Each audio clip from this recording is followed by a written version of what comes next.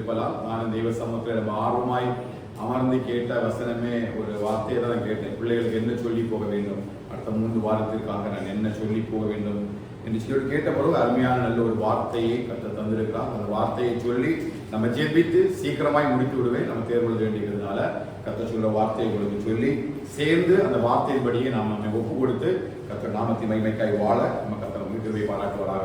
1 கொரிந்தியர் 10வது அதிகாரம் 31வது வசனத்தை வாசிப்போம். எல்லாரும் 1 கொரிந்தியர் நிருபம் 10வது அதிகாரம் 31வது வசனம். 1 கொரிந்தியர் சாப்டர்.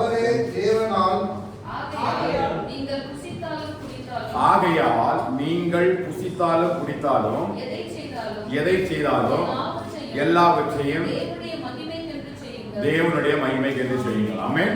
நான் உங்களை ஆசீர்வதிக்கிறேன். நீங்க எதை செய்தாலும், புசிக்கிறீங்களோ குடிக்கிறீங்களோ, எதை செய்தாலும் எதை பண்ணணுமா?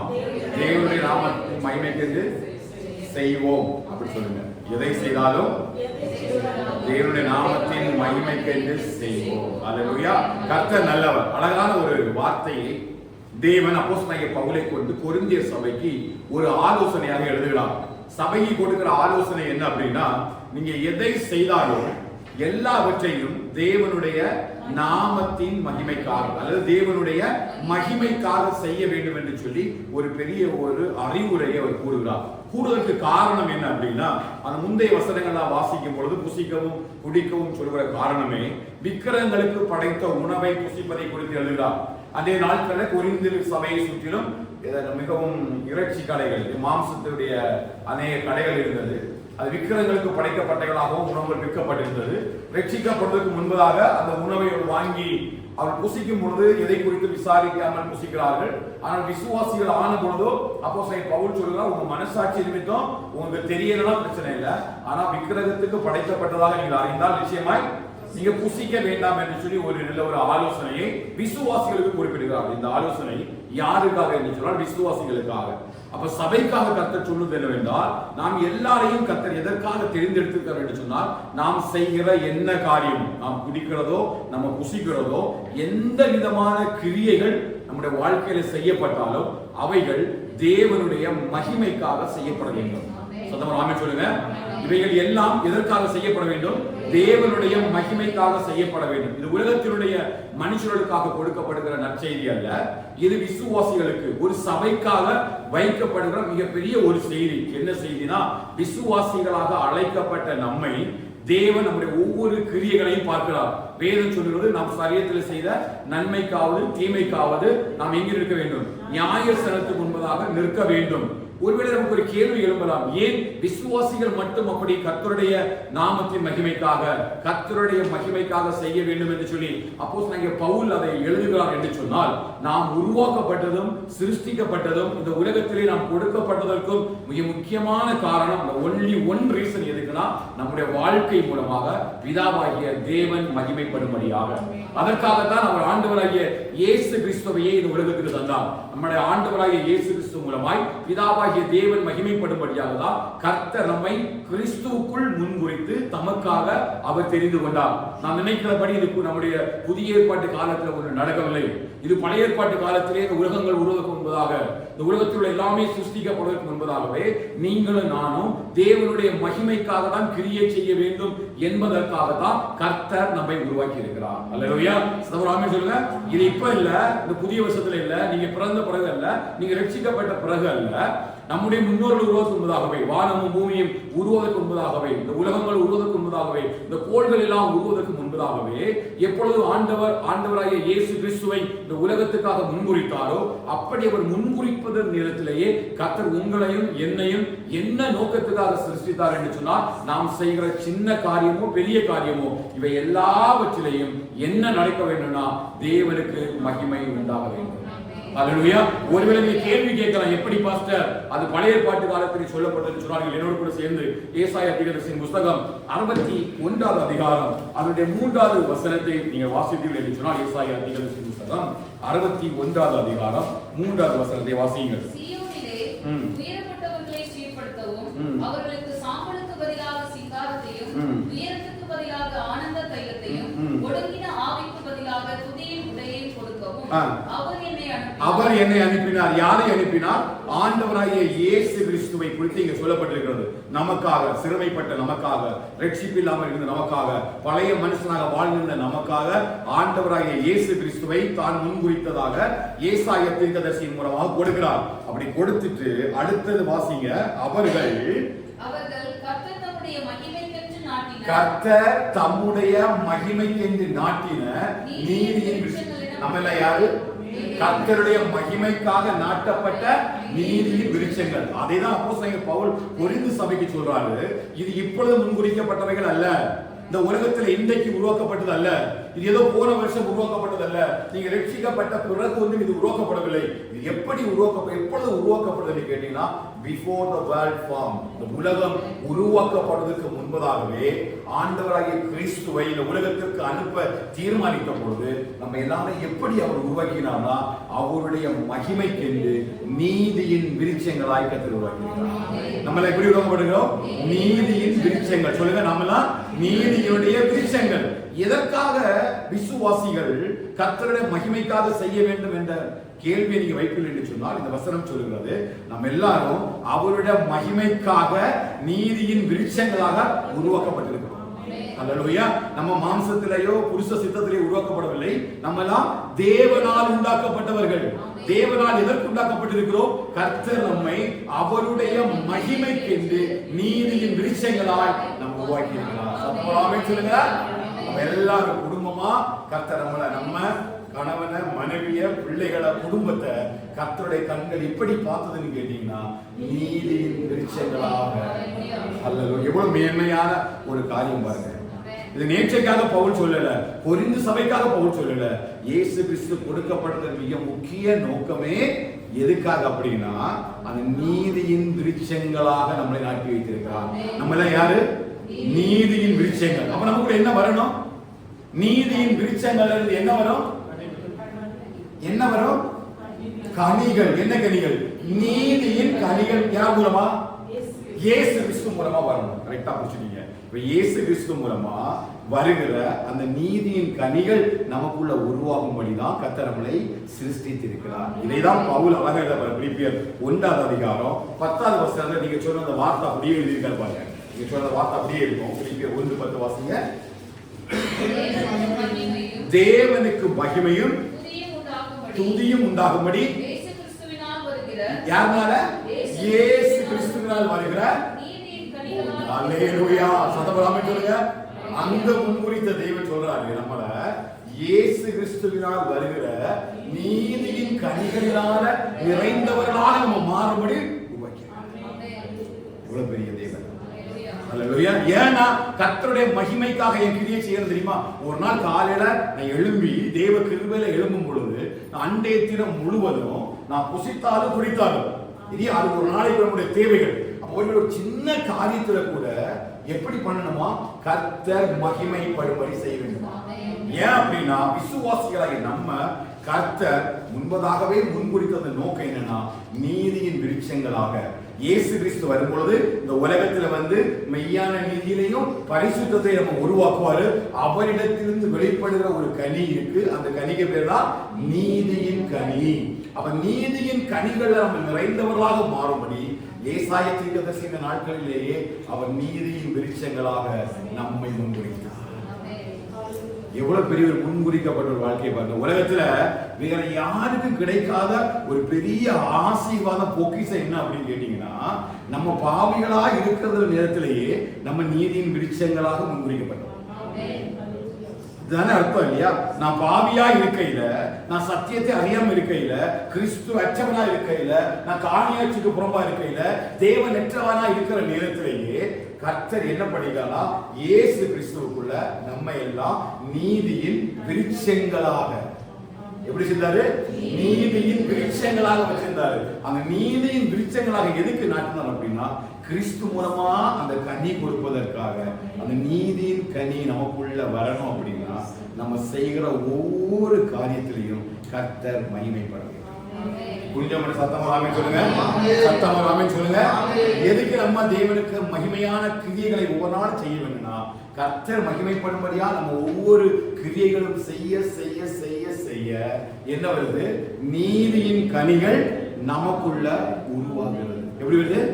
நீதியின் கனிகள் உருவாகுது. அப்புறம் நம்முடைய கிரியைகள், நாம் செய்யக்கூடிய செய்கைகள் எல்லாம் நம்ம செய்யும் பொழுது ஆண்டவர் அதை பார்த்து ஆண்டவராகிய தேவன் மகிமைப்படும்படியா நம்முடைய கிரியைகளை வெளிப்படுத்தும் போது இந்த கிரியைகள் எப்படி வருதுன்னா, விசுவாசமும் விசுவாசத்தோட கூட கிரியைகளும், வசனத்தினாலும் அல்ல மாத்திரமல்ல, நாவினால் மாத்திரமல்ல, கிரியையினாலும் அவரிடத்தில் அன்பு கூற கடவும் என்று சொன்னது போல இந்த கிரியைகள் எல்லாம் என்ன கொண்டு வருன்னு கேட்டீங்கன்னா, நல்ல ஒரு ஃப்ரூட்ஸ் வருது. என்ன ஃப்ரூட்ஸ்? ரைட்சஸ்னஸ்க்கு அல்லது நீதியினால நிறைந்த ஒரு கனியை கொண்டு வருது. அப்ப இந்த கனி எப்படி வருது தெரியுமா இல்லையா? இப்ப நீதியின் கனி கிறிஸ்து மூலமா வருது. அந்த நீதியின் கனியை நம்ம எப்படி சுதந்திரித்துக் கொள்ள முடியும்? நம்ம நீதியின் விருட்சங்களாக நாட்டப்பட்டிருக்கிறோம். ஓகே ஃபைன், நமக்கு புரிஞ்சிருச்சு. அவருடைய நீதினால சில கனிகள் நமக்கு வரப்போகிறது, அதுவும் தெரிஞ்சிருச்சு. அப்ப அந்த நீதியின் கனிகளை நீதியினுடைய விருட்சங்களாக நாட்டப்பட்ட நமக்குள்ள எப்படி ப்ரொடியூஸ் பண்ண முடியும்? இப்ப நான் மரமா நாட்டப்பட்டுட்டேன், இயேசு கிறிஸ்துவை ஏற்றுக்கொண்டுட்டேன். இப்ப ஒரு நீதியின் கனி யார் மூலமா வருது? இயேசு கிறிஸ்து மூலமா வருது. அந்த வரக்கூடிய கனி எப்படி இந்த நீதியின் விருட்சமாகிய எனக்குள்ள வரணும் இல்லையா? எனக்கு மெய்யான நீதியிலும் பரிசுத்தத்திலும் தேவனுடைய சாயலான புதிய மனுஷனை தரித்து நான் இப்ப சபையில நாட்டப்பட்டிருக்கிறேன். இவன் பரலோகம் என்னை பார்க்கும் பொழுது என்னை எதற்காக முன்குறித்தது? நீதியின் விருட்சங்களாக இயேசு கிறிஸ்துவினால் வருகிற நீதியின் கனிகளினால என்னை நிறையப்படணும்னா என்னை முன்குறிச்சி எனக்கு ரட்சிப்பை தந்து, ரட்சிப்பின் வஸ்திரம், நீதியின் சால்வையெல்லாம் தந்து என்னை சபையில ஒரு நீதியின் விருட்சமா மாற்றி வச்சிருக்கு. அப்போ அப்படி மாற்றப்பட்ட இடத்துல நான் எப்படி மாறணும்? அந்த நீதியின் கனிகளாய் நினைக்கணும், மாறணும். இந்த கொலோசியர் 1வது அதிகாரம் 10வது வசனத்தை நீங்க வாசித்தீங்க அப்படின்னா, அப்ப கனிகள் எப்படி உருவாகுது? இந்த வசனம் தான் நம்ம கர்த்தர் இந்த வசனம் தந்தாரு.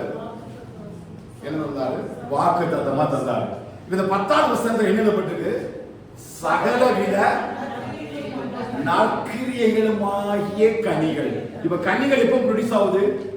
நற்கிரியைகள் நமக்குள்ள செய்ய தொடங்கும் பொழுது நம்ம விசுவாசிக்கிறோம், நம்ம வேதம் வாசிக்கிறோம், நம்ம ஜெபிக்கிறோம், கர்த்தருக்காக வாழும்படி நம்முடைய வாழ்க்கையை நம்ம ஒப்பு கொடுத்திருக்கிறோம். அப்படி ஒப்பு கொடுத்திருக்கப்பட்ட நம்ம அந்த வசனத்தை ஏற்றுக்கொண்டு அந்த வார்த்தையின்படி நடந்து அந்த வார்த்தையின் மூலமா செயல்படுகிற நற்கிரியைகள் நமக்குள்ள பெருகும் பொழுது அந்த நற்கிரியைகள் நமக்குள்ள எதை உருவாக்குதுன்னா நீதியின் கனிகளை உருவாக்குது.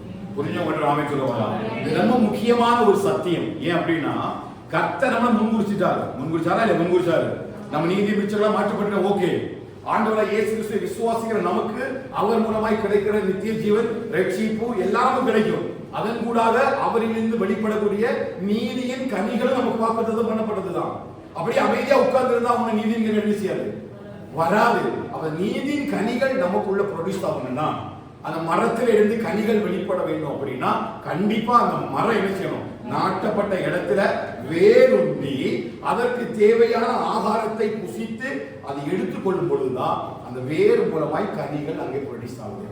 அதான் கர்த்தர் சொல்றாரு, கர்த்தருடைய வார்த்தையை எடுத்து அந்த விசுவாசத்தின் கிரியைகளை வெளிப்படுத்தும் பொழுது, கீழ்ப்படிதலுடைய கிரியைகளை வெளிப்படுத்தும் பொழுது, ஜெபத்தினுடைய கிரியைகளை வெளிப்படுத்தும் பொழுது, அன்பினுடைய கிரியைகளை வெளிப்படுத்தும் பொழுது, இவர்கள் எல்லாம் இந்த கிரியை மூலமா என் வேருக்குள்ள போய் இது என்ன ப்ரொடியூஸ் பண்ணி கேட்டீங்கன்னா, கர்த்தர் விரும்புகிற நீதியின் கனிகளை ப்ரொடியூஸ் பண்ண. பவுல் என்ன சொல்லணும்? நீங்க செய்கிற எல்லா காரியமும் நற்கிரியைகளை உடையதாக உங்களுக்குள்ள பெறுவதாக. அல்லேலூயா. அப்ப நமக்குள்ள இருந்து என்ன கனி வரக்கூடாது? கெட்ட கனி வரக்கூடாது, கசப்பான கனி வரக்கூடாது, உலகத்துக்குரிய கனி வரக்கூடாது. ஏன்னா நம்ம உலகத்துக்குரியவர்கள் அல்ல. இவ எதற்குரியவர்கள்? நாம் நீதியின் விருட்சங்கள், நம் நீதியின் கனிகளை கொடுக்கும்படி அழைக்கப்பட்ட தேவனுடைய பிள்ளைகளாக நம்ம இப்ப ஆலயத்தில் நீதியின் விருட்சங்களாக நாட்டப்பட்டிருக்கோம். அப்படின்னா இந்த ஆலயத்துக்குள்ள கிரியைகள் வெளிப்படுத்தப்படும் பொழுது, கிரியைகள் வெளிப்படும் பொழுதுதான் கனிகளை அது உருவாக்குது. அன்பு, சந்தோஷம், சமாதானம், பொறுமை, இச்சை அடக்கம், நீடிய தயவு, சாந்தம், இது எல்லாம் எங்கிருந்து வருதுன்னு கேட்டீங்கன்னா, நம் வசனத்துக்கு உள்ள போய் என்னுடைய கனிகளை கொடுக்கும்படி நான் நற்கிரியைகளை வெளிப்படுத்தும் பொழுது சகல விதமான நற்கிரியைகளும் கனிகளாக எனக்குள்ள பெருக ஆரம்பிக்கும். சொல்லுவாங்களா? இதற்காகத்தான் கர்த்தர் நம்ம என்ன பண்ணார்னா கிரியைகளினால் ரட்சிக்காம கிருபையினால் ரட்சித்தார். இப்போ எபேசியர் 2ஆம் அதிகாரத்தில் வந்து 10வது வசனத்தை வாசிக்க பார்க்கலாம். எபேசியர் 2ஆம் அதிகாரம் 10வது வசனம். ஏனெனில் நற்கிரியைகளை செய்வதற்கு நாம் சிருஷ்டிக்கப்பட்டு தேவனுடைய செய்கையாய் இருக்கிறோம். நம்ம இப்ப எதுக்கு சிருஷ்டிக்கப்பட்டிருக்கிறோம்? சத்தமா சொல்லுங்க. நம்ம எதுக்காக சிருஷ்டிக்கப்பட்டிருக்கோம்? நற்கிரியைகளை செய்வதற்கு. எப்படி பிடிக்கும்? கிறிஸ்து இயேசுவுக்குள்ள சிருஷ்டிக்கப்பட்டு. இதுதான் 61வது ஏசாயா 61:3 ரெவலேஷன். இதுதான் அன்னைக்கு முன்குறிச்சார். எதுக்கு? தேவனுடைய செய்கைகளாக மாறுவதற்கு கிறிஸ்துக்குள்ள நம்ம எதுக்கு முன்குறிச்சாரு? நற்கிரியைகளை செய்வதற்கு முன்குறிச்சாரு. அந்த நற்கிரியைகளை செய்யும்படி முன்குறிக்கப்பட்ட மரத்துக்கு பேர் தான் நீதியின் விருட்சம். அப்ப நம்முடைய வாழ்க்கையில, விசுவாச வாழ்க்கையில நம்ம ஒவ்வொரு நாளும் வாழ போடுது. ஒரு நாள் அல்ல, 2 நாள் அல்ல. கர்த்தர் நம்மை பார்க்கிறார் என்கிற விசுவாச உணர்வோடு ஒவ்வொரு நாளும் நம்ம எதுல பெருகணும்னு கேட்டீங்கன்னா நற்கிரியைகளில் பெருக வேண்டும். நமக்கு என்ன ஃப்ரூட் வரணும்னா நீதியின் கனிகள் வெளிப்பட வேண்டும். என்ன கனி? நீதியின் கனி வெளிப்படணும். நமக்கு என்ன கனி வரக்கூடாது? உலகத்துக்குள்ள கனி வரக்கூடாது, துன்மார்க்கருடைய கனி வரக்கூடாது, வேறு கசப்பான கனிகள் வரக்கூடாது. நமக்குள்ள என்ன கனி வரணும்னா நீதியின் கனிகளினால நம்ம நிறைந்தவர்களாக மாறணும். அவன் எந்த இடத்துல நம்ம நாட்டப்பட்டமோ அதை வேணும் சொல்றது, அந்த மரத்தினுடைய கனிகளினாலே நம்மளை அறிய முடியும். நல்ல மரம் ஒரு நாளும் கெட்ட கனி கொடுக்காது, கெட்ட மரம் ஒரு நாளும் நல்ல கனி கொடுக்காது. அந்த கனிகளின் மூலமாக தான் கர்த்தர் நம்மை அறிகிறார். அப்ப நம்ம எல்லாரையும் நம்ம முதிர்ச்சி அடைஞ்சிட்டோம், நம்ம சத்தியத்தை அறிஞ்சிருக்கிறோம், வேத வசனத்தை படிச்சிருக்கிறோம். இப்ப நமக்கு தெரியும் நம்ம எல்லாம் நீதியின் கனிகளுக்குரிய மரங்கள், நீதியுடைய விருட்சங்கள் தெரியும். எந்த சூழ்நிலையிலையும் நம்முடைய மரத்திலிருந்து என்ன வரக்கூடாதுன்னு கேட்டீங்கன்னா கெட்ட கனிகள் வரவே கூடாது. ஹல்லேலூயா. கெட்ட கனிகள் வந்தா நம்ம நீதியின் விருட்சங்கள் அல்ல, நீதியின் விருட்சங்கள் அல்ல. அவ நம்முடைய வாழ்க்கையில நம்ம குடித்தாலும் புசித்தாலும் மாத்திரமல்ல, நம்ம செய்யக்கூடிய ஒவ்வொரு கிரியைகளிலையும், நாம் பேசுகிற ஒவ்வொரு வார்த்தைகளிலையும், நம்முடைய இருதயத்திலையும், நம்முடைய சிந்தனையில எல்லாம் எப்படிப்பட்ட சிந்தனை வரணும் கேட்டீங்கன்னா நற்கிரியைகளை உருவாக்குகிற, நல்ல நீதியின் கனிகளை உருவாக்குகிற நல்ல கிரியைகள் வெளிவரும் பொழுது அந்த கிரியைகள் தான் நமக்குள்ள எதை உண்டாக்குனா நீதியின் கனிகளை உண்டாக்குறது என்று சொல்லி பார்க்கணும். இப்போ ஆண்டவராகிய இயேசு கிறிஸ்து தன்னுடைய முதலாவது மலை பிரசங்கத்தில் சொல்லும் பொழுது மத்தேயு 5ஆம் அதிகாரம் அதனுடைய 16வது வசனத்தை நீங்க வாசித்தீங்க அப்படின்னா அந்த அவர் அதை குறித்து பேசுறார் பாருங்க. மத்தேயு 5ஆம் அதிகாரம் 14வது வசனம். 5:16 இவ்விதமாய் மனுஷர் உங்கள் நற்கிரியைகளை கண்டு பரலோகத்தில் இருக்கிற உங்கள் பிதாவை மகிமைப்படுத்தும்படி உங்கள் வெளிச்சம் அவர்கள் முன்பாக. சத்தமா சொல்லுங்க. யாருடைய வெளிச்சம்? நம்முடைய வெளிச்சம்.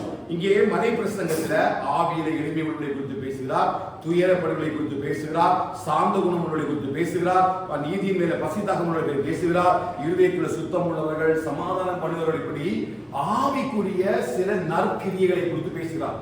அப்படி பேசி சொல்றார், நீங்க இந்த உலகத்துக்கு எப்படி இருக்கிறீங்க? வெளிச்சமாக இருக்கிறீங்க. இந்த உலகத்துக்கு நீங்க உப்பாக இருக்கிறீங்க. இந்த உலகத்துக்கு வெளிச்சமா இருப்பதற்காக கொடுக்கப்பட்ட காரணம் என்ன அப்படின்னா, யோவானுக்கு வெளிப்பாடு சொல்லும் பொழுது இந்த உலகத்துல வந்து எந்த மனுஷனையும் பிரகாசிக்கிற மெய்யான ஒளியே அந்த ஜீவ ஒளி.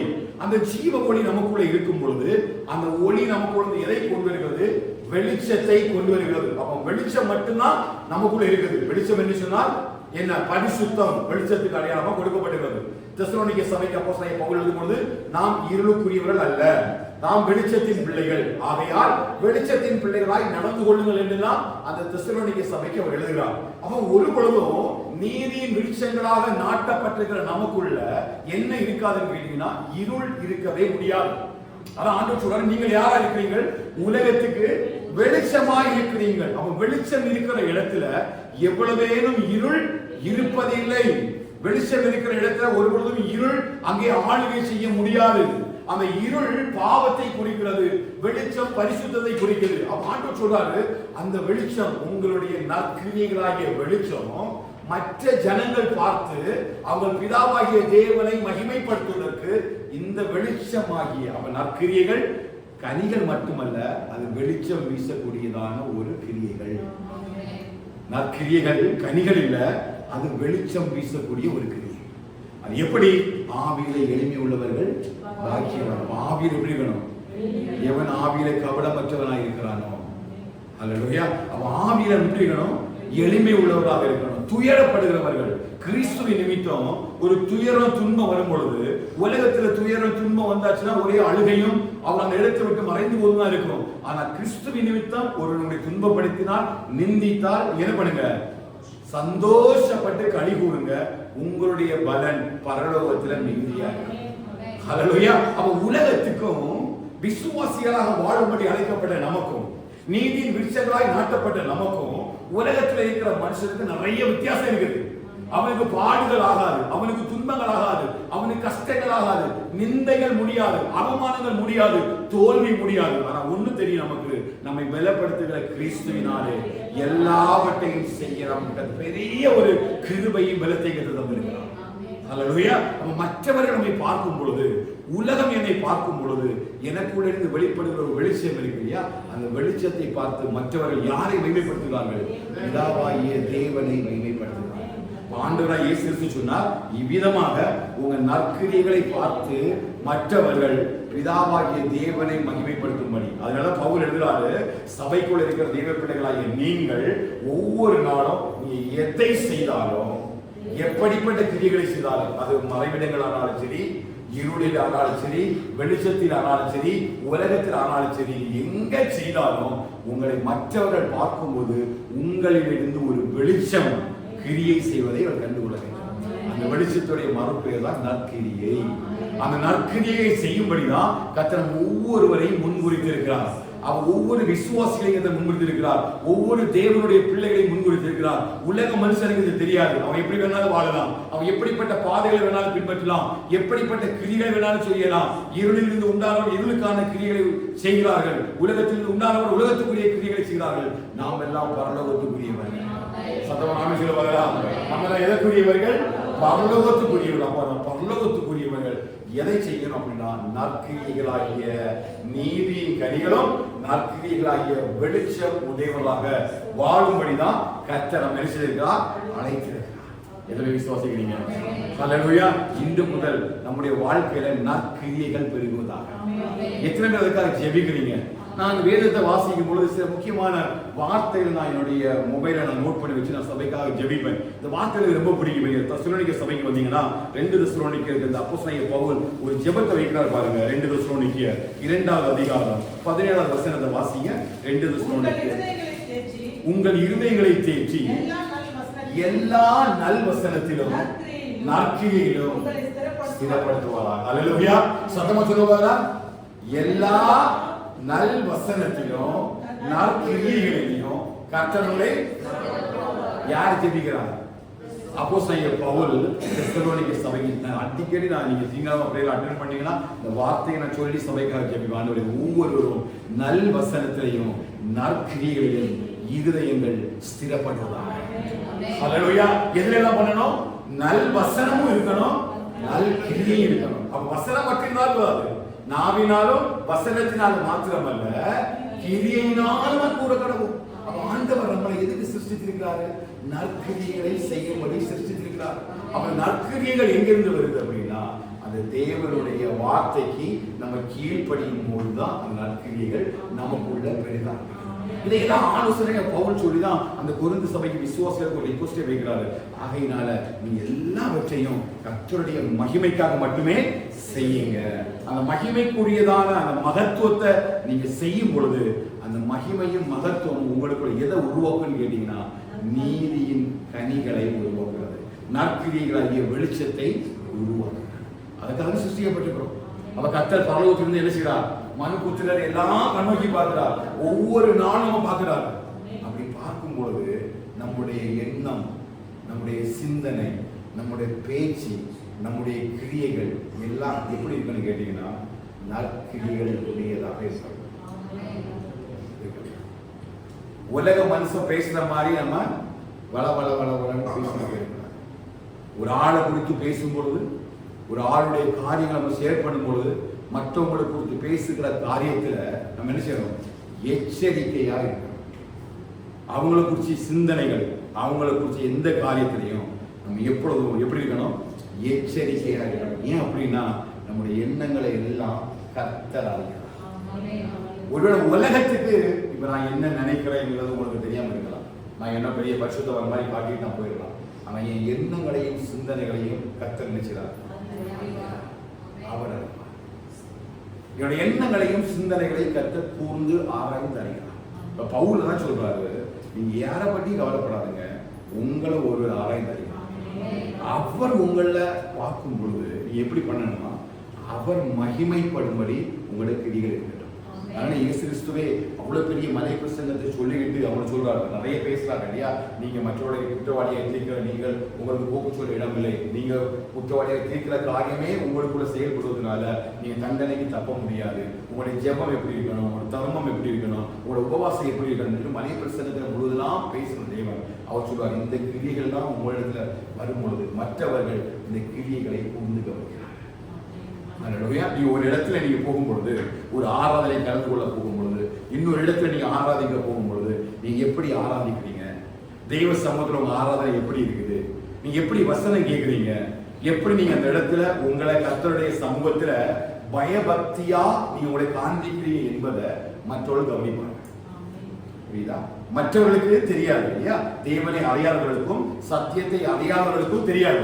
தேவனுடைய சமூகத்தில் எப்படி ஆராதிக்கணும், எப்படி உட்கார்ந்து இருக்கணும், எப்படி பயபக்தியா இருக்கணும், எப்படிப்பட்ட கிரியைகளை செய்யணும் உங்களுக்கு என்ன செய்யாது? தெரியாது. ஆனா நம்ம அந்த இடத்துல போய் உட்காரக்கூடிய நேரத்துல மற்றவர்கள் நம்ம என்ன செய்வார்கள்? கூர்ந்து கவனிப்பார்கள். நம்ம எப்படிப்பட்ட கிரியை செய்கிறோம்? நம்ம சபையில போய் மற்ற இடத்துல உட்காந்து தூங்குறோமா, இல்ல ஆராதனை நேரத்துல கை கட்டி சும்மா உட்கார்ந்து இருக்கிறோமா, எல்லாரும் பாட்டு பாடட்டும் அப்படியே உட்கார்ந்து இருக்கிறோமா, இல்ல அப்படியே தூங்கிட்டு இருக்கிறோமா, நம்மளோட சிந்தனை எப்படி இருக்குது? இது எல்லாமே நம்மளிலிருந்து வெளிப்படக்கூடிய மிகப்பெரிய ஒரு நற்கிரியாகிய வெளிச்சம். இது ஒரு இடத்துல கூட வராது, அது நம்முடைய ரெகுலரா இருந்தாதான் வரும். அப்போ பவுல் சொல்லும் பொழுது அவர் ஆலோசனை சொல்றாரு, மற்றவர்கள் உன்னை பார்க்கும் பொழுது அந்த வெளிச்சம் உனக்குள்ள இருந்து பிரகாசிப்பதற்கு. நீ அந்த 10ஆம் அதிகாரத்தை ஃபுல்லா படிச்சீங்கன்னா அவர் அந்த புசிக்கிறதையும் குடிக்கிறதையும் தான் பேசுறாரு. உனக்கு விசுவாசமா இருந்தா உனக்கு பிரச்சனை இல்லை, ஆனா இன்னொருத்தருடைய மனசாட்சி கெட்டு போறதுக்கு நீ காரணமாகிடக்கூடாது.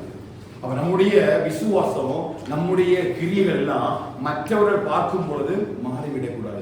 நல்ல ஆவிக்குரிய சபைக்கு போறாங்க, சத்தியத்தை கேட்கிறாங்க, சிஸ்டர் இப்படி இருக்கிறாங்களே அப்படின்னு ஒரு நாளும் என்னுடைய கிரியைகள் எப்படி பெறக்கூடாதுன்னு கேட்டீங்கன்னா தேவனுடைய நாமத்துக்கு எதிராக பெறக்கூடாது. நான் சொல்லக்கூடிய புரிஞ்சவங்க நாமே சொல்லுவேன். நம்ம எல்லாரும் முதிர்ச்சி அடைந்த விசுவாசம் எனக்கு தெரியும். நீங்க எல்லாம் ஒரு அளவுக்கு வசனத்தை கேட்டு நீங்க சத்தியத்துக்குள்ள நிற்கிறீங்க என்பது எனக்கு ஆகிய தெரியும். அல்லேலூயா. அப்ப நம்ம போகிற இடத்துல நம்ம தெளிவா இருக்கணும். ஏன் இதை சொல்றோம் அப்படின்னா, தாவீது பத்சேபாள் எடுத்த தவறை செய்யும் பொழுது ஆண்டவர் அவனுக்கு சொன்ன ஒரு வார்த்தை என்ன தெரியுமா? என் நாமம் தூசிக்கப்படுவதற்கு நீ காரணமா இருந்தபடியினால் அந்த குழந்தையை கொண்டு போடுவேன்னு. அதே மாதிரி கொண்டு போட்டார். அப்ப அவர் வைக்கிற வார்த்தை என்ன தெரியுமா? ஒரு இடத்துலையும் நீங்களும் நானும் கர்த்தருடைய நாமம் தூசிக்க வந்தது நம்முடைய குடும்பம் நினைக்கவே கூடாது. புரிஞ்சவங்க நாமே சொல்லுங்க. தெளிவா நீங்க உங்களுக்கும் உங்க பிள்ளைகளுக்கும் உங்க குடும்பத்திற்கும் அறிந்திருக்கக்கூடிய மிகப்பெரிய ஆவிக்குரிய சிந்தனை என்னன்னா, நம்ம எல்லாம் நீதியின் விருட்சங்களாக கிறிஸ்துவுக்குள்ள முன்முடிக்கப்பட்டோம். அவர் தம்முடைய ஜீவனை தந்து உங்களுக்கு எனக்கும் என்ன தந்திருக்காரு? நீதியை தந்திருக்கிறார். இப்ப நீதியின் பிள்ளைகளாக வாழும்படி தான் கர்த்தர் தந்திருக்கிறார். அப்படின்னா நாம் கர்த்தருடைய நாமத்தின் மகிமைக்காக வாழணும். இதை ஏசாயா சொன்னாரு, நானும் நீர் எனக்கு கொடுத்த பிள்ளைகளும் இஸ்ரவேலுக்கு சாட்சிகளும் அடையாளமா இருக்கணும். அந்த உணர்வு இருக்கணும். என்னைக்கு யார் உங்களை தட்டி நைட்டு தப்பு கேட்டாலும் நீ யாருன்னு கேட்டீங்கன்னா, நாங்களாம் நீதியின் கனிகளை கொடுக்கும்படி நாட்டப்பட்ட நீதியின் ஜெபிக்கணும். ஆண்டவரே, நம்ம குடும்பமா நீதியின் விருட்சமா நாட்டப்பட்டிருக்கிறோம். நீதியின் கனிகளை கொடுக்கும்படி கர்த்தரை முன்குறித்து இருக்கிறார்கள். ஒரு நாளும் என் மூலமாகவோ என் பிள்ளைகள் மூலமாகவோ குடும்பத்தின் மூலமாகவோ என்ன நடந்துவிடக் கூடாதுன்னா, தேவனுடைய நாமம் தூஷிக்கப்படக்கூடாது. அதான் நற்கிரியை. அதை கர்த்தர் பார்க்கிறார். நீங்க ஸ்கூலுக்கு போகும்பொழுது, நீ வெளியில அவங்க போகும்பொழுது அவங்க செய்யக்கூடிய கிரியைகள் எல்லாம் அவங்க உட்கார வச்சு பேசணும். கர்த்தருடைய நாமத்தின் மகிமைக்காக வாழணுமே தவிர ஒரு நாளும் கர்த்தருடைய நாமம் தூசிக்கப்படும் அளவுக்கு வாழ்ந்தார்கள். அதனால பவுல் அந்த தெசலோனிக்க சபைக்கு ஒரு ஜெபிக்கும் பொழுது சொல்றாரு, நல் வசனத்தில் மாத்திரமல்ல நல் கிரியைகளிலும் உங்கள் இருதயம்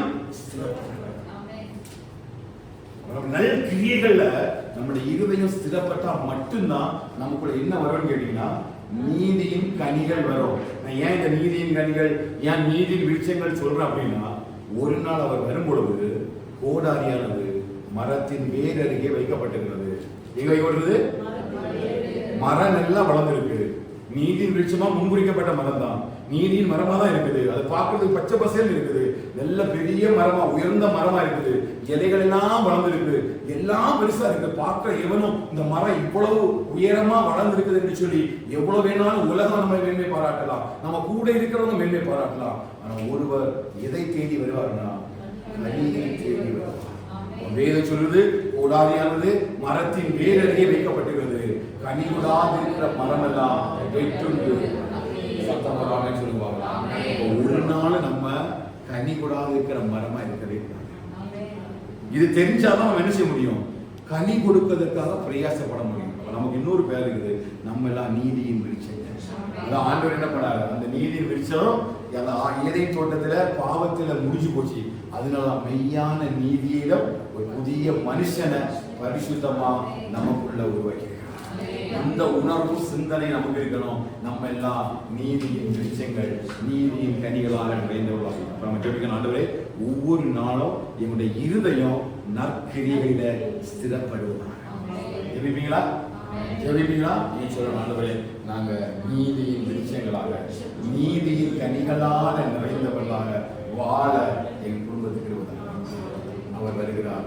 சீக்கிரமா வர்றார், சீக்கிரமா வர்றார். எதுக்கு அப்படின்னா கனிகளை தேடி வருகிறார். அதான் வெளிப்படையா சொல்லுது, அவன் அவனுடைய கிரிகள், என்ன கிரியைகள், கிரியைகள், அவன் அவனுடைய கிரிகளுக்கு தக்கதாக பலனை கொடுக்கும்படி அவர் பிரதான தூதரோடு கூட மேக மீது அல்லேலூயா. நல்ல கனி கூட இருக்கிற மரம் எல்லாம் வெட்டுண்டு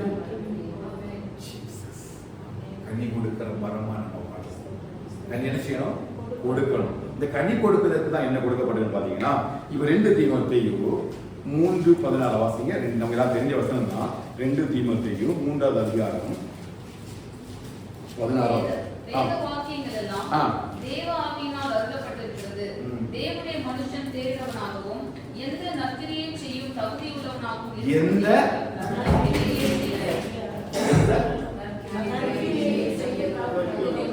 இது புரிஞ்சுட்டீங்களா? இப்ப எந்த நற்கிரி, எந்த மனுஷனையும் பிரகாசிக்க அந்த மையான ஒளி என்ன சொல்றாரு அப்படின்னா, தேவனுடைய மனுஷன் அப்படின்னா யாரு? நீதியின் விருட்சங்களாக நாட்டப்பட்ட மனுஷன், நீதியின் கனிகள் கொடுக்கும்படி தெரிந்து கொள்ளப்பட்ட மனுஷன், நற்கிரியைகளை செய்யும்படி கிறிஸ்து இயேசுவுக்குள் சிருஷ்டிக்கப்பட்ட இந்த தேவ மனுஷன் எப்படி எந்த நற்கிரியைகள் செய்ய தகுதி உள்ளவராக மாறும்படி இந்த வேத வாக்கியங்கள் எல்லாம் தேவ ஆவியினாலே அருளப்பட்டிருக்கிறது. எப்படி நம்ம கனி கொடுக்க முடியும்? தேவ வாக்கியங்கள் நமக்கு கையில கொடுக்கப்பட்டிருக்கு. அதில் ஆண்டவர் சொன்னார், வேதத்தின் மகத்துவங்களை நான் அவர்களுக்கு எழுதி கொடுத்தேன், அவர்களோ அதை அந்நிய காரியமாக எண்ணினார்கள். தாவீது ஜெபிக்கிறார், வேதத்தில் உள்ள அதிசயங்கள் எல்லாம் பார்க்கும்படிக்கு என் கண்களை திறந்தார். அவன் நற்கிரியை செய்வதற்காகத்தான் நம்முடைய கரங்கள் என்ன கொடுக்கப்படுது. நிறைய பேருக்கு தெரியல, எதுக்கு வேத வசனம் தெரியல, இந்த வேத வசனத்தை எப்படி படிக்கணும், எதற்காக நம்ம படிக்கணும் தெரியல. நீங்க படிக்க படிக்க படிக்க உங்களுக்குள்ள நீதியின் கனிகள் நிறைந்து வரும். அதனால வேத வசனம் உள்ள போக போக உலகம் வறுக்குது, உலக மனுஷன் வறுக்கிறான், உலகத்தோட டைம் ஸ்பெண்ட் பண்ண முடியல, உலகத்துக்குரிய கிரிகளை அதிகமா செயல்பட முடியல. காரணம் நம்ம வறுக்கல. வேத வசனம் நமக்கு உள்ள வரும் பொழுது உலகத்துக்குரிய மாம்சத்துக்குரிய கிரியைகள் ஒழிஞ்சி எது ப்ரொடியூஸ் ஆகுது? ஆவியின் கனிகளாகிய நீதியின் கனிகள் நமக்குள்ள வரும். புரியுதா? புரியுது. இப்ப நீதிகள் எப்போ வரும்? நீங்க வேத வசனம் படிக்க படிக்க படிக்க உங்களுக்கு ஒரு மாற்றம் நடக்குது, டிரான்ஸ்ஃபர்மேஷன் இருக்கும். அது வரணும். எது வரணும்? டிரான்ஸ்ஃபர்மேஷன் வரணும். கொஞ்சம் கொஞ்சமா உலகத்தை வெறுக்கணும், உலகத்துக்குரிய ஆசைகள் வெறுக்கணும். அது எங்க நம்ம நடத்தும் கேட்டீங்கன்னா, பரலோக ராஜ்யத்துக்குள்ள நடத்தும். அதனால பாடும்பொழுது பரலோகமே என் சொந்தமே என்று காண்பேன். அவருக்கு பரலோகம் தான் சொந்த இடம், சொந்த பூமி அவருக்கு பரலோகம் தான். இது எப்படி வந்து கேட்டீங்கன்னா, வேதம் படிக்க படிக்க படிக்க படிக்க நமக்கு ஒரு டிரான்ஸ்ஃபர்மேஷன் நடக்கணும். அப்படி நடக்கலைன்னா வேதம் இன்னும் நமக்குள்ள கிரியை செய்ய ஆரம்பிக்கிறது நடத்த. நிறைய பேர் வேதம் வாசிக்கிறாங்க, நிறைய வசனம் தெரியும், நிறைய மெமரிவர்ஸ் தெரியும், நிறைய எழுதிடுவாங்க, ஆனா வாழ்க்கையில ஒரு மாற்றமும். அப்போ அந்த வார்த்தை வந்து அங்க கிரியை செய்யல. அப்ப வேத வாக்கியங்கள் வந்து தேவனுடைய மனுஷனை தேறினவனாக மாற்றும். தேறினா இந்த ஆவிக்குரிய வாழ்க்கையில தேறினவனாகவும் அந்த காரியத்துல நற்கிரிகள் செய்வதற்கு அவனை தகுதி உள்ளவனாக்கும்படிதான் இந்த வேத வசனங்கள் எல்லாம் கர்த்தர் நமக்கு நினைச்சிருக்கார், எழுதி தந்திருக்கிறார். இதெல்லாம் வாசித்தீங்கன்னா இவன் நம்மளும் கொண்டு வந்து பக்கம் சொல்ல முடியும். எல்லாவற்றையும் நாங்க தேவனுடைய மகிமைக்காக செய்வோம். ஏன் அப்படின்னா நாம் எதற்கு அழைக்கப்பட்டிருக்கோம்னு நமக்கு தெரியும், எதற்காக நாட்டப்பட்டிருக்கோம்னு நமக்கு தெரியும், என்ன கனியும் என்ன கிரியும் நமக்கு வேணும்னு தெரியும், அது எப்படி பெருகணும் அப்படின்னு நமக்கு தெரியும். இவைகள் நமக்குள்ள ஒரு பெரிய ஆவிக்குரிய அறிவையும் ஆவிக்குரிய சிந்தனையை கொண்டு வரும்பொழுது நிச்சயமா அந்த வசனத்தை என்ன செய்ய முடியும், நம்ம தேவ சமூகத்தில் சொல்ல முடியும். அதனாலதான் தீமோத்தேயு பவுல் எழுதும்பொழுது 1 தீமோத்தேயுடைய புத்தகத்தை எடுத்தீங்க அப்படின்னா அவர் 1ஆம் அதிகாரம் 3ஆவது வசனத்துல 3 விதமான காரியங்களை அவர் எழுதுறாரு பாருங்க. 1 தீமோத்தேயு 1ஆம் அதிகாரம் 5ஆவது வசனம். சத்தமா சொல்ல, சுத்தமான நற்கிரிகளை மிக முக்கியமான ஒரு நற்கிரி என்ன அப்படின்னா உங்களுக்கு என்ன இருக்கணும், இருக்குதா இருக்குதா? இது யார் ஜெபித்தா? தாவீது ஜெபித்தார். எப்போ ஜெபித்தாரு? சங்கீதம் 51 ஜெபித்தாரு. என்ன செய்தாரு? சுத்தமான இதயத்தையும் நிலைவரமான ஆவியையும். ஏன் இப்ப அவனுடைய அந்த இருதயம் எப்படி இல்ல, சுத்தமா இல்ல. சுத்த இருதயத்தோட கர்த்தரை நம்ம தேடணும். இருதயம் சுத்தமா இருக்கா? இருதயத்துல எந்த கசப்புமே இருக்கா? மாம்சத்துடைய கிரியைகள் ஏதாவது இருக்குதா? யோசித்து பாருங்க. அவ நற்கிரியைகள் நமக்குள்ள பெருகும் பொழுது முதல்ல நமக்குள்ள எது வரும்னு கேட்டீங்கன்னா சுத்த இருதயம் நமக்குள்ள ப்ரொடியூஸ் ஆகும். அதெல்லாம் ஆண்டு சொன்னாரு, கல்லான இருதயத்தை எடுத்து சதையான இருதயத்தை அவளை சிருஷ்டிப்பேன், அவளுடைய இருதயத்துல என் உடன்படிக்கையை எழுதுவேன். அப்ப இருதயம் எப்படி இருக்கணும்? சுத்தமா இருக்கணும். முன்னாடி ஒண்ணு பார்த்துட்டு பின்னாடி ஒண்ணு சத்தமா சொல்லுங்க, ஒன்றும் பிரச்சனை இல்லை. நம்ம எல்லாம் நிறைய பேசணும் ஆளுக்கள். ஆனா வசனம் உள்ள வர வர நம்ம என்ன செய்யணும்? மாறணும். ஆண்டவர் மன்னிப்பாராக, கண்டிப்பா கர்த்தர் கிருபை செய்வாராக. என்னுடைய பழைய வாழ்க்கை முற்காலத்துல நான் மனசு மாம்சம் விரும்பினபடிதான் வாழ்ந்தேன். ஆனா இப்ப எனக்கு தெரியும் நான் அதுக்காக சிருஷ்டிக்கப்படல. எனக்கு முன்குத்த நோக்கமே நற்கிரிகளை செய்ய முடியாது. இப்ப எனக்குள்ள ஒரே ஒரு ஜெபம் தான், ஆண்டவரே ஒரு சுத்தமான இருதயத்தை எனக்கு சொல்றீங்க. சுத்தமான யார் எப்படி வேணாலும் இருக்கு. இப்போ அதே அவர் எழுதுறாரு பாருங்க, கொலோசியர் 3ஆம் அதிகாரம் 22ஆவது வசனம். இவன் முடிச்சுற 5 மினிட்ஸ்ல கொலோசியர் 3ஆம் அதிகாரம் 22ஆவது வசனம். வேலைக்காரரே, சரீரத்தின்படி உங்கள் எஜமான்களாய் இருக்கிறவர்களுக்கு எல்லா காரியத்திலும் கீழ்ப்படிந்து நீங்கள் மனுஷருக்கு பிரியமாக விரும்புகிறவர்களாக, பார்வைக்கு முடிவு செய்யாமல் தேவனுக்கு பயப்படுவர்களாக, கபடமில்லாத இருதயத்தோடு. எப்படி எப்படி செய்யணும்? சதவரம் சொல்லுங்க. உங்களோட ஊழியம் எப்படி இருக்கணும்? எங்க? வேலை பார்க்கிற இடத்துல. அதான் சொல்றாரு. என்ன சொல்றாரு? வேலைக்காரரே, சரீரத்தின்படி உங்களுக்கு எஜமான்களா இருக்கிறவர்களுக்கு நீ எல்லா காரியம், நீ வேலை பார்க்கிற இடத்துல உங்களுடைய இருதயம் எப்படி இருக்குது? சிக்கிரம் நம்ம எப்படி எடுக்கிறோம்? லீவ் எப்படி போடுறோம்? எதை சொல்ல நம்ம லீவா? எப்படிப்பட்ட காரியங்களை சொல்லணும்? அதான் சொன்னேன் ஏற்கனவே ஒரு பரிசுத்த வரவச்சு நிறைய நம்ம கேள்விப்பட்டிருக்கோம். ஒரு மிஷனரி மரண தருவாயில தேவ சமூகத்துல சில காரியத்தை அவர் பரலோகராஜ்யத்துக்கு போற அளவுக்கு கடைசியில் ஒரு உயிர் மூச்சியா இருக்கும்போது நான் சொன்ன ஆபீஸ்ல அவருக்கு இலவசமாக கொடுக்கப்பட்ட பென் பென்சில் எல்லாம் எடுத்து அவர் பிள்ளைகளுக்கு கொண்டு வரது வழக்கம். அது அவருக்காக பயன்படுத்தப்பட்ட கொடுக்கப்பட்ட ஒரு காரியம். அது அனுமதி இல்லாம கொண்டு வந்ததுனால கடைசி மரண தருவாயில் உணர்த்தப்பட்டு அதற்காக ஜெபித்தார். அந்த அளவுக்கு தேவன் நம்ம இடத்துல எதை எதிர்பார்க்கிறான்னா பரிசுத்தத்தை எதிர்பார்க்கிறார். அவன் வேலை பார்க்கிற இடத்துல நம்ம எப்படி இருக்கணும்? கபடம் இல்லாத இருதயத்தோட எல்லாரோடும் நம்ம சேர்ந்து அதை பிரகாசிக்கணும். அதான் சுத்தமான இருதயம், இந்த பியூர் ஹார்ட் இல்லையா? நம்ம எல்லா விதத்திலும் என்ன பண்ணணும்? கீழ்ப்படுதலா இருக்கட்டும், நம்ம வேலை செய்கிற காரியங்களா இருக்கட்டும், எல்லா விஷயத்திலையும் நம்ம எதை கற்றுக்கொள்ளணும்னு கேட்டீங்கன்னா சுத்தமான இருதயத்தில். இப்ப நிறைய பேர் வந்து நம்ம அவங்க என்கிட்ட அன்பா இல்லை, அவங்க ஏன் அப்படி பேசல, அது நமக்கு பிரச்சனை இல்லாத காரியம். கர்த்தர் என்ன பார்க்கும்பொழுது எனக்கு மற்றவங்களை குறித்து எனக்கு அவன் என்ன பேசட்டும், நல்லாக பேசட்டும், தீமையாக இருந்தாலும் பேசட்டும், பிரச்சனை இல்லை. கர்த்தர் என்ன பார்க்கும்பொழுது அவங்களை குறித்து என்னுடைய இருதயம் எப்படி இருக்கு? நான் சொல்ல புரியுதா? பவுல் தான் சபைக்கு வைக்கிற காரியம்.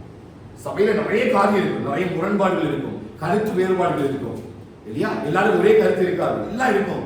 ஆனா ஒண்ணே ஒண்ணு, கிறிஸ்து நமக்கு மன்னித்தது போல நம்மளால மன்னிக்க முடியுமான்னு கேட்டீங்கன்னா முடியும். எப்படின்னா வேத வாக்கியத்தின் மூலமாக மன்னிக்க முடியும். அப்படிப்பட்ட காரியத்துல நம்முடைய இருதயம் சுத்தமாக இருப்பதா எல்லாத்தையும் டெலீட் பண்ணிடணும். எவ்ரிடே யூ ஷுட் டெலீட் அவருக்கு, அப்படியே ஃபார்மட் பண்ணிடணும். அப்போ தான் கர்த்தர் இருதயத்தில் வாசம் பண்ண முடியும். இருதயத்தில் சுத்தம் உள்ளவர்கள் பாக்கியவான்கள். ஒரு சின்ன ஒரு காரியம் இருந்தனா கூட நம்மளால தெய்வ பிரசனத்தை உணர முடியாது. நான் நிறைய பேசுறதே காரியம். ஊர்ல எல்லாம் பாத்தீங்கன்னா அப்படிக்கு போனா நல்லா கை தட்டி பாடி ரொம்ப இது பண்ணிலாம் பண்ணுவாங்க. நம்ம ஊர்ல வந்து வேற மாதிரி பேசுவோம். அப்படி பேசினா அவங்களுக்கு புரியும். ஏன்னா மற்ற நேரங்கள் என்ன பண்ண மாட்டாங்க, சாட்சியை காத்துக்கொள்ள மாட்டாங்க.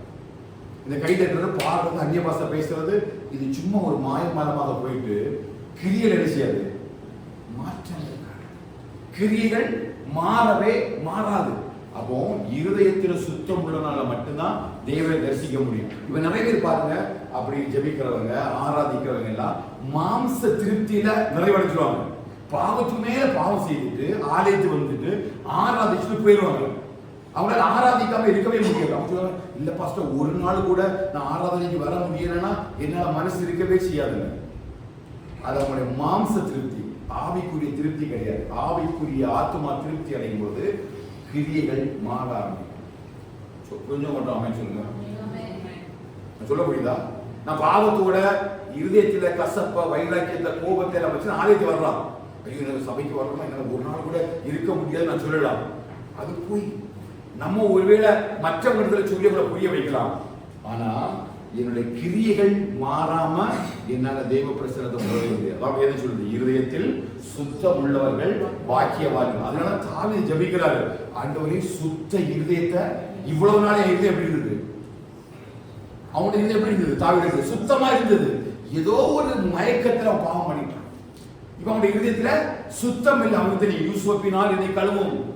அவ்வளவு உறைந்த மலைகளை வெண்மையாகும். இருதயம் ஃபுல்லா அழுக்கு பாவத்தினால் நிறைஞ்சிருக்குது. ஆனா அவன் தேவனுடைய சமூகத்தில் ஆராதிக்கிறவன், தேவனுடைய ஆலயத்தை குறித்து பக்தி வைராக்கியம் பண்றவன். சொன்னான், அவன் வீட்டை குறித்த பக்தி வைராக்கியம் பண்ணி பட்சித்ததை எழுதுறான். அப்படி எல்லாத்துல இருந்தவன் தான் அந்த இருதயத்துல அது அவனால தெய்வ சமூகத்துல அழுது கதறான். இப்ப நற்கிரியைகள் எங்கிருந்து ஆரம்பிக்க தெரியுமா? நம்முடைய இருதயம் சுத்தமாய் மாறும். அப்படி மாறும் பொழுதுதான் இந்த அன்பு என்கிற ஆவியின் கனிகளை ஒண்ணு நமக்குள்ள வர. புரிஞ்ச மாட்டாம சொல்லுங்க. நான் நேரம் எக்ஸாம் எழுதுனதுனால நான் அதை விடுறேன். அடுத்து பாத்தீங்கன்னா சுத்த இருதயத்திலும், அடுத்தது நல் மனசாட்சி. ரெண்டாவது என்னது? நல் மனசாட்சி. அடுத்து நற்கிரி என்னது? நல் மனசாட்சி. மனசாட்சிக்கு விரோதமா நம்ம ஒன்றும் பண்ணக்கூடாது. ஆனா நிறைய நேரத்துல நம்ம மனசாட்சி என்ன செய்யறோம்? ஒன்றும் அது சொல்லும், மனசாட்சி குத்தம். இது நீ பேசுறது தப்பு, நீ பேசுறது பாவம், அம்மாவுக்கு கீழ்படிறது பாவம்னு சொல்லும், அம்மாவை ஏமாத்துறது பாவம்னு சொல்லும். நிறைய பேசிட்டே இருக்காது. ஆனா நம்ம என்ன பண்றோம்? அது அசட்டை பண்றோம், அதை மாத்திட்டே இருக்கும். அந்த நல் மனசாட்சி ஒரு பெரிய நற்கிரியாகிய கனி. அடுத்தது என்னது? என்ன விசுவாசம்? மாயமற்ற விசுவாசம். அப்படின்னா மாயமற்ற விசுவாசம்னா விசுவாசம். விசுவாசின்னு நமக்கு ஒரு பேரு இல்லையா? கர்த்தரை நம்பி ஜீவிப்போனா நம்ம பாடுவோம். நம்ம கர்த்தரை நம்பி இருக்கிறோமா? விசுவாசத்தினால் நீதிமான் பிழைப்பான் அப்படின்னு எழுதப்பட்டிருக்குது. வார்த்தை நம்ம பேசுறோம், எழுதுறோம், ஞாபகம் வச்சிருக்கிறோம். விசுவாசம் நமக்குள்ள கிரியை செய்தா இருக்குதா?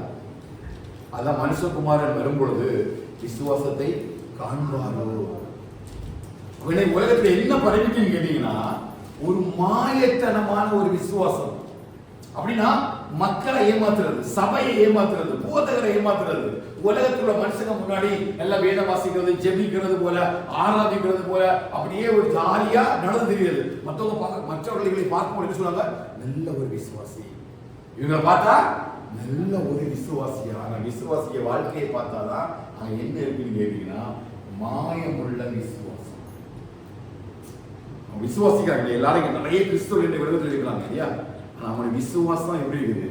செத்ததா இருக்குது, மாயத்தனமா இருக்குது.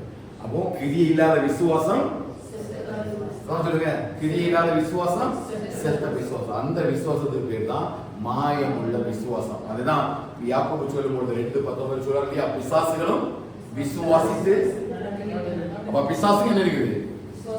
விசுவாசம். அது என்ன விசுவாசம்? மாயம். எல்லாம் பேசுவோம், ஆனா அவன் யாருன்னா வஞ்சிக்கிறவன். நல்லா ஆராதிப்பான், அவன் யாருன்னு கேட்டா தந்திரம் உள்ளவன். அவன் எல்லா கிரியைகளும் செய்வான், ஆனா அவனுக்குள்ள என்ன இருக்காரு கேட்டீங்கன்னா சத்தியம் இருக்காது.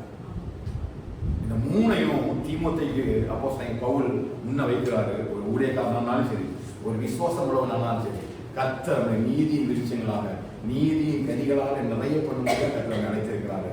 ஒவ்வொரு நாளும் உங்களை டெஸ்ட் பண்ணி பாருங்க, உங்களுடைய வாழ்க்கையில நீதியின் கனிகள் ப்ரொடியூஸ் ஆகுதா, இல்ல இன்னும் இந்த மாம்ச கிரியைகள் இருக்குதா? நம்மளே டெஸ்ட் பண்ணி பார்க்கலாம். நாம பவுல மாதிரி சொல்லலாம், பவுல் சபை கட்டுற மாதிரி 1:10 சொல்லலாம், 31 சொல்லிடலாம். எதை செய்தாலும் எல்லாவற்றையும் கர்த்தருடைய மகிமைக்காக செய்யுங்கள். நாங்க செய்வோம் சொல்லிடலாம்.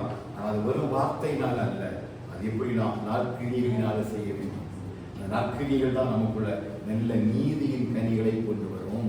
அந்த நீதியின் கனிகளால் நம்ம நிறைந்தவர்களாக மாறும்பொழுதுதான் கிறிஸ்து வரும்பொழுது அவர் விரும்பத்தக்கதான கனியை நம்மிடத்துல கண்டு நமக்காக நியமித்திருக்கப்பட்டது. கர்த்தர் நிச்சயமா நித்திய ஜீவனை சுதந்திரிக்கும்படி கர்த்தர் கிருபை செய்வாராக.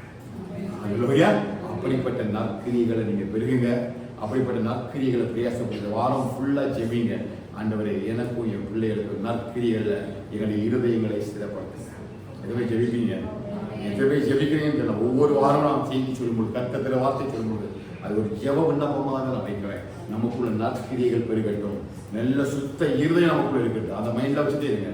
நம்முடைய இருதயம் எப்படி இருக்கணும்? சுத்த இதயமா இருக்கட்டும், மாயமற்ற நம் நெல் மனசாட்சி இருக்கணும், மாயமற்ற விசுவாசம்.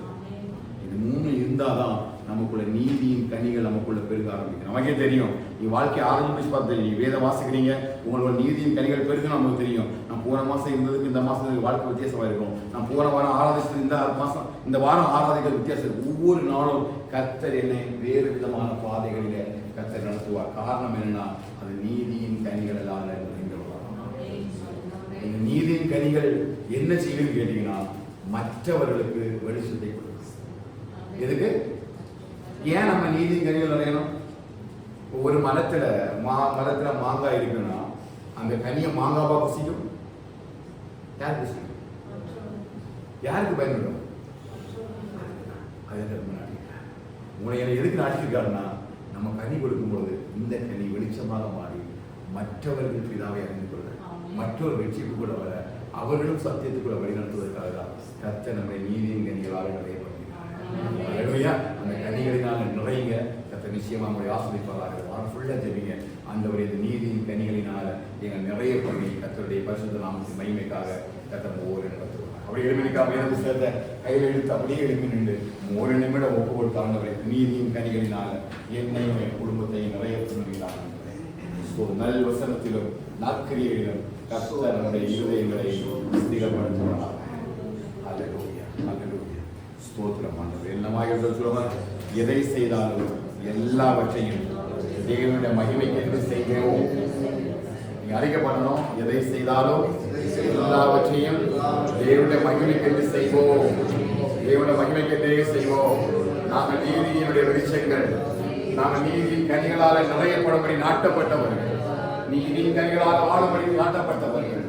நமக்கு ஒரு நல்ல ஒரு சுத்தமான இருதயத்தை ஆண்டவரே, எங்களுக்குள்ள சுத்தமான இருதயத்தை தாருங்கள். ஒரு நிமிடம் இருதயத்தை ஆராய்ந்து பார்ப்பீங்களா? ஆவியின் கனிகளை இருக்கால், மாம்ச கனிகளை பார்ப்பார்கள். ஆண்டவரே, சுத்தமான இருதயத்தை எனக்குள்ள தாருங்கள். ஒரு கபடம் இல்லாத இருதயத்தை தாருங்கள். நான் யாரை குறிச்சும் பேச மாட்டேன். நான் யாரை குறிச்சு எந்த தீமையான காரியத்தையும் நான் சொல்லவே மாட்டேன். இப்பொழுதே சொல்லுங்க ஆண்டவரே, அப்படிப்பட்ட ஒரு சுத்த இடைநிலைதான்.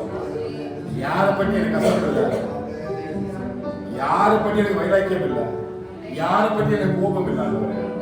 நீங்க எனக்கு மன்னித்தது போல என்னை யார் பேசுறத இதயத்துல வச்சிருந்தாலும் இங்க தேவ சமூகத்துல ஒப்பு கொடுக்கிறேன்னு சொல்லி ஒரு நீதியின் கனி இன்னைக்கு உங்களுக்குள்ள பெருகட்டும், நமக்குள்ள பெருகட்டும். ஆண்டவரே, இதயத்தை எல்லாம் நீதியின் கனிகளினால நிரப்பணும். ஒருவேளை தெரிந்தோ தெரியாமலோ ஏதோ காரியங்கள் மற்றவங்களை குறித்து பேசினதோ, வேற யாரை குறித்து மனஸ்தாபமோ வைராக்கியமோ கோபமோ இவருடைய இருதயத்தில் இருக்கணும். ஆண்டவரே, இந்த நல்ல மாலை வேளையில கேட்ட சத்தியத்துக்கு எங்களுடைய சிந்தைகளை திருப்பி இதயத்தை திருப்பி தாவீதை ஜெபித்தது போல சுத்தமான இருதயத்தையும் நிறைவரமான ஆவியை எங்களுக்கு நல்ல மனசாட்சியை தாருங்கப்பா. மாயமற்ற விசுவாசத்தை எங்களுக்குள்ள வைக்கின்றவரே. இந்த வேத வாக்கியங்கள்லாம் தேவனுடைய ஆவியினால் அருளப்பட்டிருக்கிறது. தெய்வ மனுஷன் தேடினாலும் எந்த நற்கிரிகளை செய்ய தகுதியுள்ளவராக எல்லாம் சீர்திருத்தலுக்கும் ஆண்டவரே பகிர்ந்து கொள்வதற்கும் எழுதப்பட்டிருக்கிறதை கண்டாலே கர்த்தருடைய வேதம் இருவரும் கருக்கொள்ளப்பட்டு எந்த ஊனையும் எந்த கண்களையும் பிடிக்கத்தக்கதாய் உருவ குத்துள்ளதாய் ஆண்டவருடைய வேத வசனங்கள்லாம் எங்களுக்குள்ள நற்கிரிகளை பெருகப்பட்ட கர்த்தரை கிருபை செய்வீர்களாக. கருத்தில் எங்களை ஒப்புக் கொடுக்கிறோம். கர்த்தருடைய மகாபரிதான பிரசன்னம் எங்களோட கூட தங்கி எங்களை வழிநடத்துவதற்காக ஆண்டவரே, எதை செய்தாலும் செய்கிற நேரத்தில் அதை யோசித்து கர்த்தர் நாம மகிமைப்படுவதாக செய்ய திருப்பதாக. ஒரு நாள் நாங்களோ என் குடும்பமோ எங்க பிள்ளைகளோ கர்த்தர் நாம் ருசிக்கப்படுவதற்கு காரணமாக விடவே கூடாது. எங்கள் மூலமா எந்த விதமான தவறான சிந்தனைகளும் காரியங்களும் வந்து விடவே கூடாதுப்பா. எங்களை பரிசுத்தப்படுத்தி பாதுகாத்து ஆண்டவரை இந்த வாரம் நடக்கிற எல்லா ஊழியர்களையும் பிள்ளைகள் ஒவ்வொருடையும் பாதுகாப்பு செய்வீர்கள். தெய்வ பிரசுரம் நிறைவாய் ஆண்டவரை சபையை பாதுகாத்துக் கொள்ளட்டும். பிரயாணத்தை வாய்க்கப்படுகிற தகப்பனே, அந்த மறுபடி வந்து மந்தைகளை பார்க்கிறது வரையிலும் கர்த்தர் மந்தைகளை சுற்றிலும் வேகடித்து பாதுகாத்துக் கொள்கிறார். பரிசுத்த பிரசுரத்துக்குள்ள மறைத்துக் கொள்கிறார். கிருபை பிள்ளைகளை சூழ்ந்து கொள்ளட்டும்.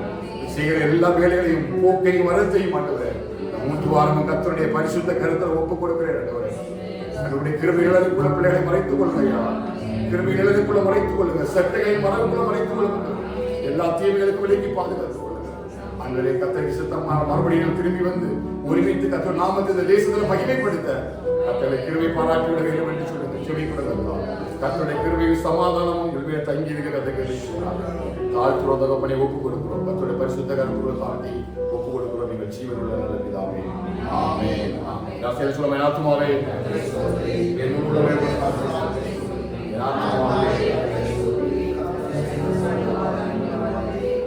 ஆசீர்வாதப்படி கர்த்தராகிய இயேசு கிறிஸ்துவின் பிதாவாகிய தேவனுடைய அன்பும் பரிசுத்தாவின் ஐக்கியமும் சிநேகமும் இன்றும் சதா காலங்களிலும் ஆண்டவராகிய இயேசு வரியபரியந்தம் சகல பரிசுத்தவான்களோடும் சபையோடும் நம் அனைவரும் கூட தங்கி இருப்பதாக.